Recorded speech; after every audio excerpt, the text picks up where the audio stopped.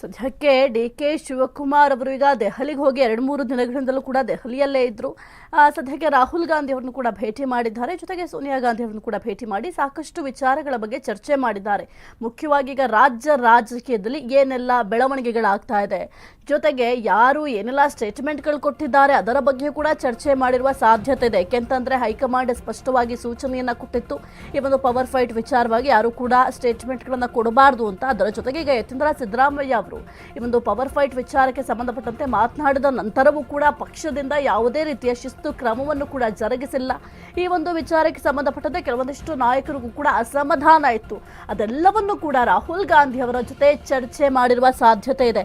ಈಗ ಯಾವುದೇ ಒಂದು ನಾಯಕರಾದರೂ ಅಷ್ಟೇ, ಕಾಂಗ್ರೆಸ್ ಆಗಿರಬಹುದು ಅಥವಾ ಬಿಜೆಪಿ ಆಗಿರಬಹುದು, ಹೈಕಮಾಂಡ್ನ ಭೇಟಿ ಮಾಡಿದಂತಹ ಸಂದರ್ಭದಲ್ಲಿ ಅವರು ಹೇಳುವ ಪ್ರಕಾರ ನಾವು ಕೇವಲ ರಾಜ್ಯ ರಾಜಕೀಯದ ಬಗ್ಗೆ ಚರ್ಚೆ ಮಾಡಿದ್ವಿ ಅಂತ. ಆದರೆ ಕಾಂಗ್ರೆಸ್ನಲ್ಲಿ ಸದ್ಯಕ್ಕೆ ರಾಜ್ಯ ರಾಜಕೀಯದ ಜೊತೆಗೆ ಈ ಒಂದು ನಾಯಕತ್ವ ಬದಲಾವಣೆ ವಿಚಾರವಾಗಿಯೂ ಕೂಡ ಚರ್ಚೆ ಮಾಡಿರುವ ಸಾಧ್ಯತೆ ದಟ್ಟವಾಗಿದೆ.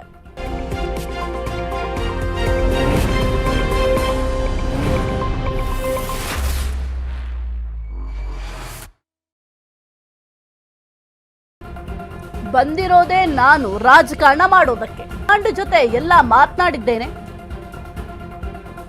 ಏನ್ ಮಾತನಾಡಿದ್ದೇನೆ ಅನ್ನೋದು ಹೇಳೋದಿಲ್ಲ. ಏನು ಬೇಕು ಅದನ್ನ ಒಳಗೆ ಮಾತನಾಡಿ ಬಂದಿದ್ದೇನೆ. ಕೆಲವೇ ಉತ್ತರವನ್ನ ನೀಡುತ್ತದೆ. ರಾಹುಲ್ ಗಾಂಧಿ ಭೇಟಿಯ ಬಳಿಕ ಡಿಸಿಎಂ ಡಿ.ಕೆ. ಅವರ ಮಾತುಗಳಿದು. ಬಂದಿರೋದೇ ನಾನು ರಾಜಕಾರಣ ಮಾಡೋದಕ್ಕೆ, ಹೈಕಮಾಂಡ್ ಜೊತೆ ಎಲ್ಲವನ್ನೂ ಕೂಡ ಈಗ ಮಾತನಾಡಿದ್ದೇನೆ. ಏನ್ ಮಾತನಾಡಿದ್ದೇನೆ ಅನ್ನೋದನ್ನ ಸದ್ಯಕ್ಕೆ ಹೇಳೋದಿಲ್ಲ.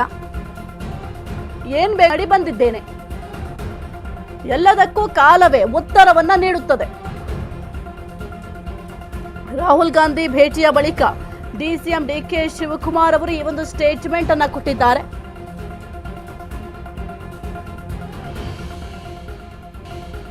ಸದ್ಯಕ್ಕೆ ಡಿ.ಕೆ. ಶಿವಕುಮಾರ್ ಅವರು ರಾಹುಲ್ ಗಾಂಧಿ ಅವರನ್ನ ಭೇಟಿ ಮಾಡಿ ಕೆಲವೊಂದಿಷ್ಟು ಚರ್ಚೆಯನ್ನ ಮಾಡಿದ ನಂತರ ಅವರ ಸ್ಟೇಟ್ಮೆಂಟ್ ಕೂಡ ಈಗ ಬಹಳ ಕುತೂಹಲಕ್ಕೆ ಕಾರಣ ಆಗಿದೆ. ಯಾಕೆಂತಂದ್ರೆ ಏನ್ ಮಾತನಾಡಿದ್ದೇನೆ ಅನ್ನೋದು ಹೇಳೋದಿಕ್ಕೆ ಸಾಧ್ಯ ಇಲ್ಲ ಅಂತ ಅಂದ್ರೆ, ಹಾಗಾದ್ರೆ ರಾಜ್ಯ ರಾಜಕೀಯಕ್ಕೆ ಸಂಬಂಧಪಟ್ಟಂತೆ ಯಾವುದಾದ್ರೂ ಒಂದು ಯೋಜನೆಯ ಬಗ್ಗೆ ಏನಾದ್ರು ಚರ್ಚೆ ಮಾಡಿದ್ರೆ ಖಂಡಿತವಾಗಿಯೂ ಡಿ.ಕೆ. ಶಿವಕುಮಾರ್ ಅವರು ಹೇಳ್ತಾ ಇದ್ರು, ನಾ ಈ ಒಂದು ಯೋಜನೆಯ ಬಗ್ಗೆ ಚರ್ಚೆ ಮಾಡಿದ್ದೀವಿ, ಈ ರೀತಿಯಾಗಿ ಕೆಲವೊಂದಿಷ್ಟು ಚರ್ಚೆ ಮಾಡಿದ್ದೀವಿ ಅಂತ ಹೇಳ್ತಾ ಇದ್ರು. ಆದರೆ ಪವರ್ ಶೇರಿಂಗ್ ವಿಚಾರವಾಗಿ ಚರ್ಚೆ ಆಗಿರುವ ಸಾಧ್ಯತೆ ಕೂಡ ಇದೆ.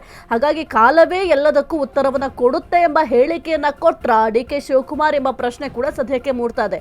ಯಾಕೆಂತಂದ್ರೆ ಡಿ.ಕೆ. ಶಿವಕುಮಾರ್ ಅವರು ಪ್ರತಿ ಬಾರಿಯೂ ಕೂಡ ಏನಾದರೂ ಒಂದು ಸ್ಟೇಟ್ಮೆಂಟ್ ಕೊಡ್ತಾರೆ ಅಂತ ಅಂದ್ರೆ ಅದರ ಹಿಂದೆ ನಾನಾ ಅರ್ಥಗಳಿರುತ್ತೆ.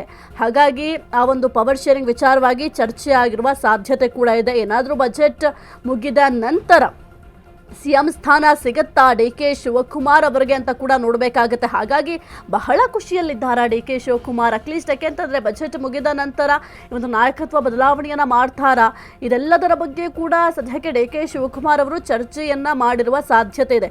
ಒಟ್ಟಿನಲ್ಲಿ ಈ ಒಂದು ನಾಯಕತ್ವ ಬದಲಾವಣೆ ವಿಚಾರ ಏನಿದೆ, ಈ ಒಂದು ವಿಚಾರಕ್ಕೆ ಕ್ಲೈಮ್ಯಾಕ್ಸ್ ಸಿಗುವ ಸಾಧ್ಯತೆ ಕೂಡ ದಟ್ಟವಾಗಿ ಕಾಣಿಸ್ತಾ ಇದೆ. ಯಾಕೆಂತಂದ್ರೆ ಇಷ್ಟು ದಿನ ದೆಹಲಿಗೆ ಹೋದಂಥ ಸಂದರ್ಭದಲ್ಲಿ ಡಿ.ಕೆ. ಶಿವಕುಮಾರ್ ಆಗಿರಬಹುದು ಅಥವಾ ಡಿ.ಕೆ. ಸುರೇಶ್ ಅವರಾಗಿರಬಹುದು, ಕೇವಲ ಮಲ್ಲಿಕಾರ್ಜುನ ಖರ್ಗೆ ಅವರನ್ನ ಭೇಟಿ ಮಾಡಿ ರಾಜ್ಯ ರಾಜಕೀಯದ ಬಗ್ಗೆ ಚರ್ಚೆ ಮಾಡ್ತಾ ಇದ್ರು.